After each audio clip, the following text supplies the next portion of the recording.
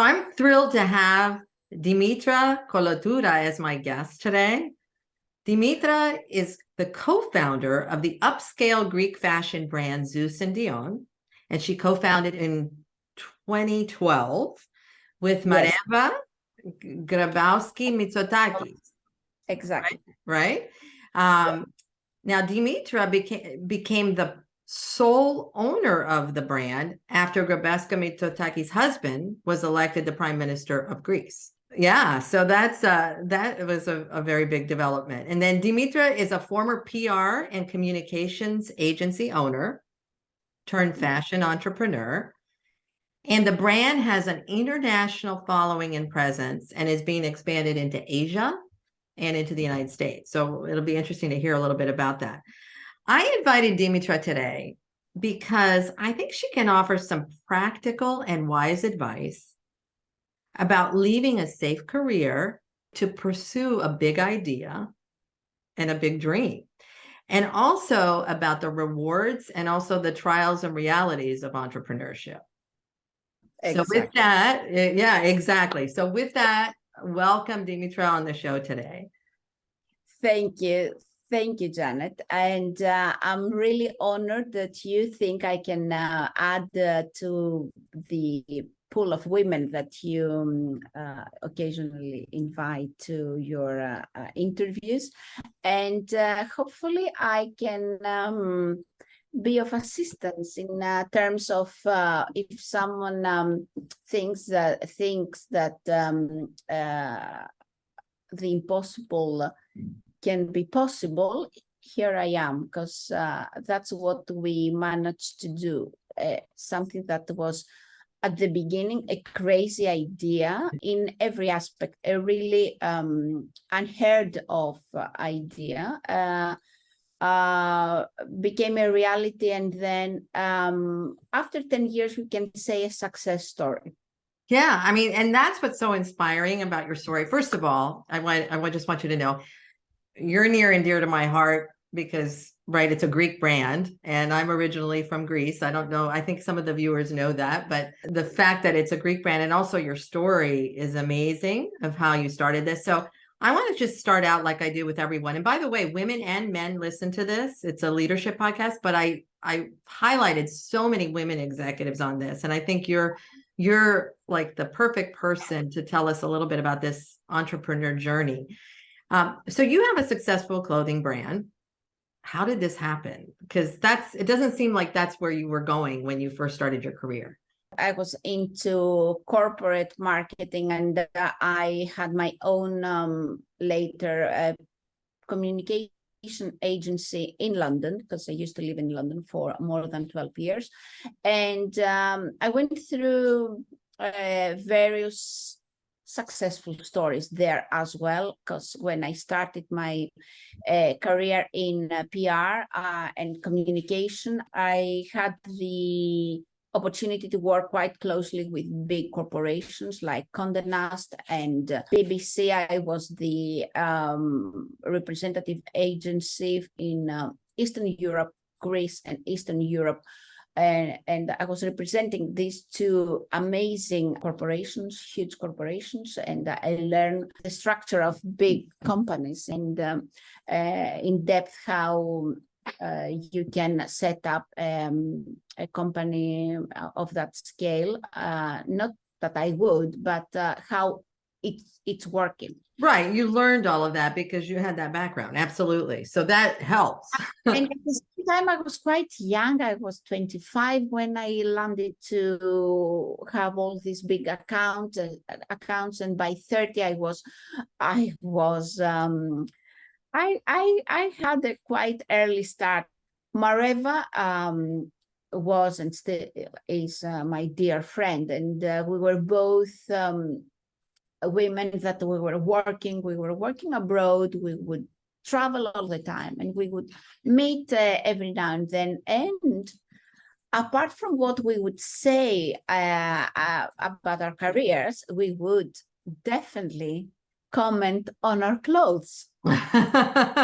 At the end of the discussion or a topic, we would say, oh, and where did you get that from? And what's the fabric? And what's the story with that? And we would always exchange this kind of comments as friends do. In our case, it was a little bit more, I have to say. Yes. We really cared about quality, where things come from, the story behind, and all that. Which means that apart from our strong career, we always had this eye for beautiful things. Right. One day, it was this weekend that I invited Mareva at my summer house in Syros. Whoever knows me knows that I have this huge obsession with this island, and it's my refuge. Beautiful place. I can see why you have an obsession. It's amazing, right? My refuge, and when I need to restart, I always go there. So it was one of those weekends with our daughters, and we, after a long day by the sea and playing with the kids, we sat down, and I remember, even though the environment was ideal, we had, as a country, huge problems, financial issues. I'm sure you know, it was on the news all the time. Greece, The financial downturn, all of the things that were going on in Greece at that time. Yeah. So it was headlines all the time. And at the end of, let's say, this discussion, we were like, and we were kind of finishing this topic with the realization that this is quite unfair, and Greeks are not all that lazy, and all these accusations that they don't work, they only consume, and they don't produce, and stuff like that. And right, it was like a national. I'm remembering that time. It was like a national reputation that the Greeks are out to, or not working, that their economy is falling apart. Exactly. So you saw that. So we said, wait a minute, why don't we do something about it? Why don't we create this beautiful brand that will capture the essence of what Greece is? It's so simple, and yet no one really took the culture, the heritage, the civilization, everything about Greece, and also what we later did, we tried to revoke the raw material and the sources all over the country. Wow, that's an amazing story. And you know what I love, Dimitra, about that story is it's a brand with a purpose. Because what you did is it became a national thing. You looked at the country and you said, hey, how do we create another story?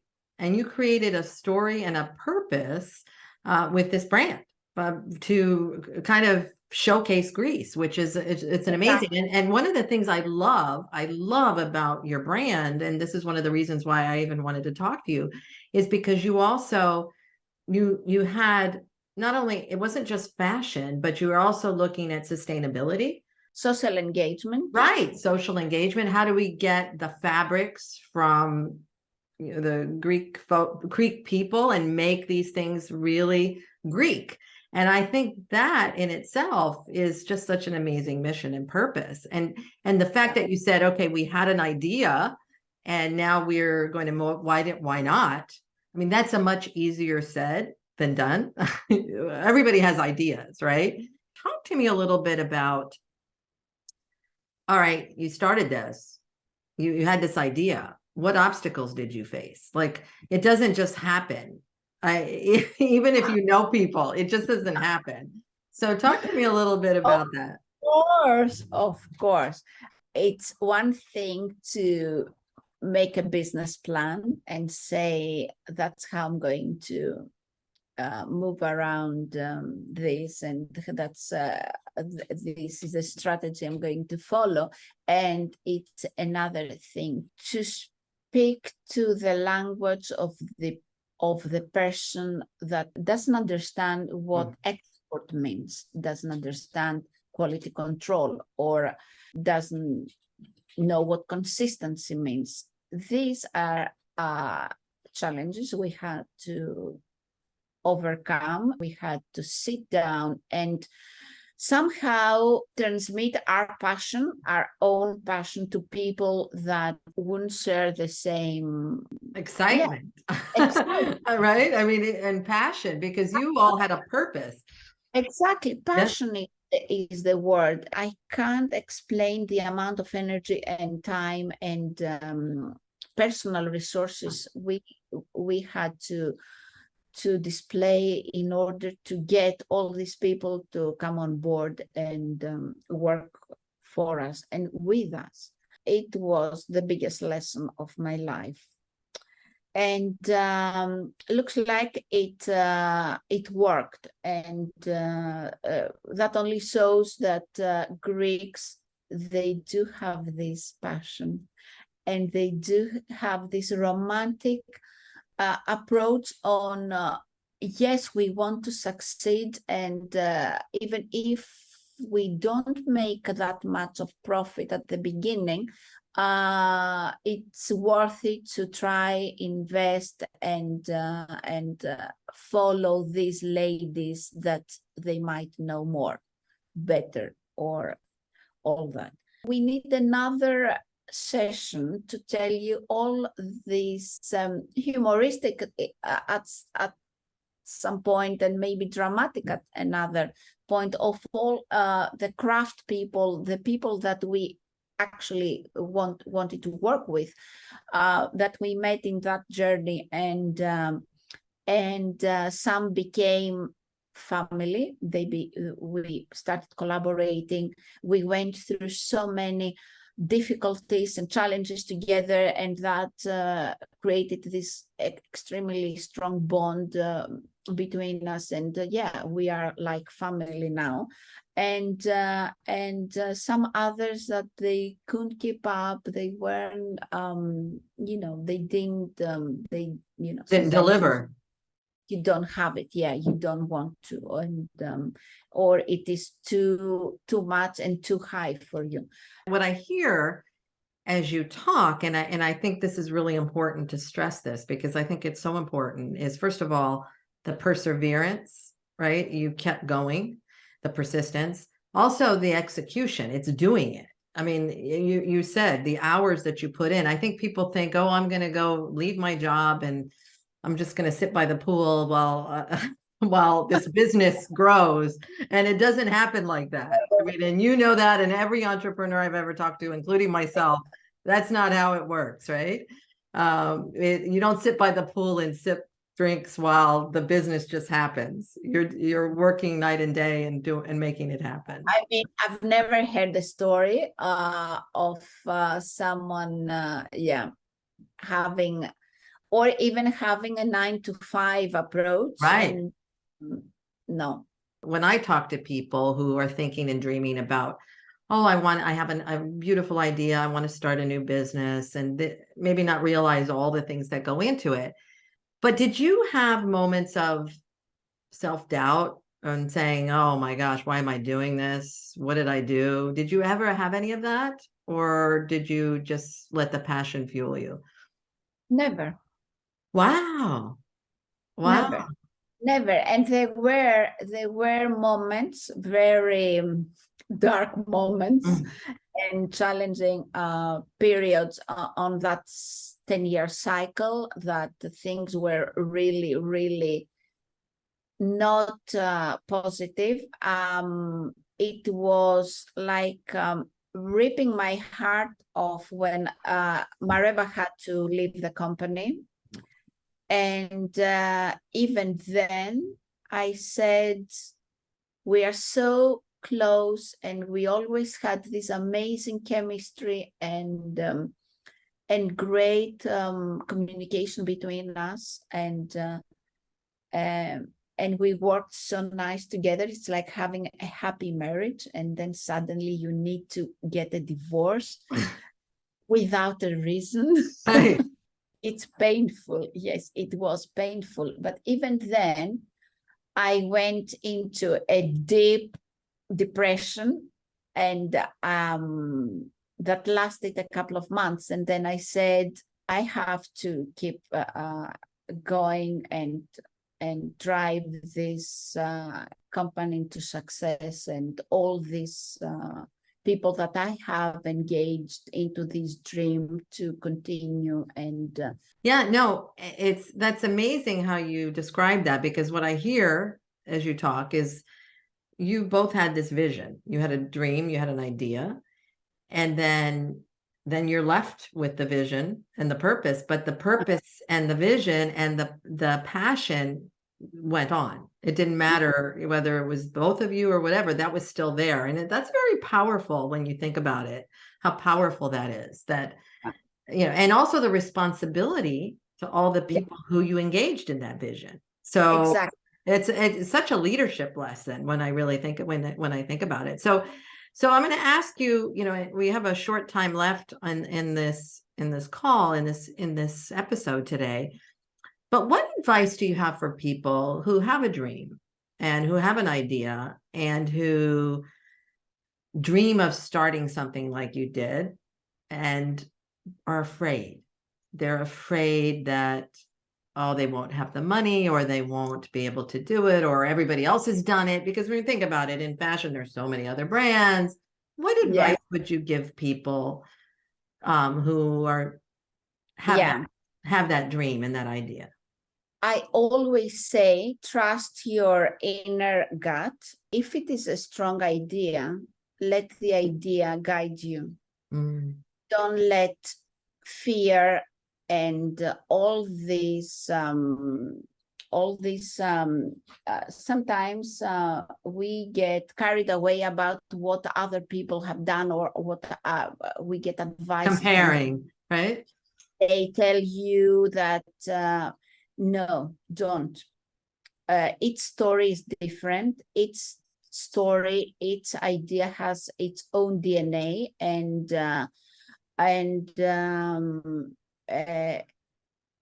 your own drive and your own passion, because these are the two elements that I believe on, is that your inner gut feeling, the passion, and the ability, of course, to follow the right steps. You are equipped with right tools. It's interesting, Dimitra. Every successful entrepreneur I talk to, or I've talked to, or founder, or somebody who's founded a company, says the same thing: is that, you know, trust in your gut and don't let other people sway you. And it's interesting because we know that there's also the reality is there's so many failures. Yeah. But I wonder what that secret ingredient is. You know, what's that secret ingredient, do you think? The secret, there is, I don't think it's secret. I think something that it's well kept inside us, and it's out there. It's pure work. Yeah. And passion. Of course, when they invite me to universities, because I do give lectures in young people, and that's something that really interests me. Sometimes, in our industry, you have a very talented designer, a very talented painter, a talented human being. If that talent doesn't have, as I said before, the tools to make a professional success on a business level, then it's difficult. Sometimes, like I said, in our industry, so many talented designers, they start their own brand and then they have to close it down. It's because they are driven by the talent and their own perception of what they should do. And they don't have the business structure, and they don't follow business tools to make it work. In our case, I'm coming from a marketing background. Mareva comes from a financial background. We combined these two. We had the instinct to get a talented designer, but even so, the identity of the brand was so strong that after a while, the designs really didn't matter. I mean, even if we had a plain shirt, because it was The brand. with the beautiful silk fabric that we produce in the northern part of Greece, in Soufli, that was stronger than the design itself. You know our clothes. Yeah. They're beautiful. And I have to say that now they're even more beautiful because our creative director is amazing, and we have taken the brand to another level. And Marius Schwab has given so much to the success of where we are now. But you need the tools, of course, to go in parallel with the drive and the passion. Yeah, no, I'm glad you mentioned that, because I think that's a very realistic assessment. Yeah. You know, you combined the marketing, you combined the business savvy, and also realize that you're running a business. It's not a hobby. And that's, I think, where people get a little confused, is they think, I'm going to just take this hobby and I'm going to be all this successful. And you're not doing a hobby, you created a business. And I think that's a really wise advice for people. And also the passion doesn't drive itself. It needs the business background in the back. So I love that. One last question, because I asked you quite a few questions and you gave us such good wisdom today. But what other words of wisdom or advice or anything would you like to share with the audience today that's listening, who's thinking about, wow, you know, how do I do what she did? What would you and it may not be fashion, it may be in some other area, but they're thinking, oh, how do I do that? What other words of wisdom would you give? As I said, trust your inner gut. That's the best voice that you can hear. And apart from that, having said that, at the same time, I have to say, it's very important to teamwork, to work in a strong team, find a beautiful team. And in my case, I always had teams, and each one has to give something more to the initial vision and target. Yeah, I'm so glad you bring that up, because again, that's another thing I hear a lot, is you can't do it alone. It's not, and as you get bigger, you realize, right? It's maybe you have an idea, but the idea gets better and better the more people that you bring that know all these things. So what such great advice you gave us today, Dimitra. I'm so glad to have you here. Thank you so much for... Thank you, Janet. Thank you for the beautiful discussion. And let's try and get back together during summer, because it looks like for the 10th anniversary, we are planning something really nice. Oh, wow. I can't wait. Maybe we'll do a special episode for the 10th anniversary. That sounds fantastic. So again, I really appreciate it, and I'm looking forward to having you again on the show. Thank you. Thank you for everything.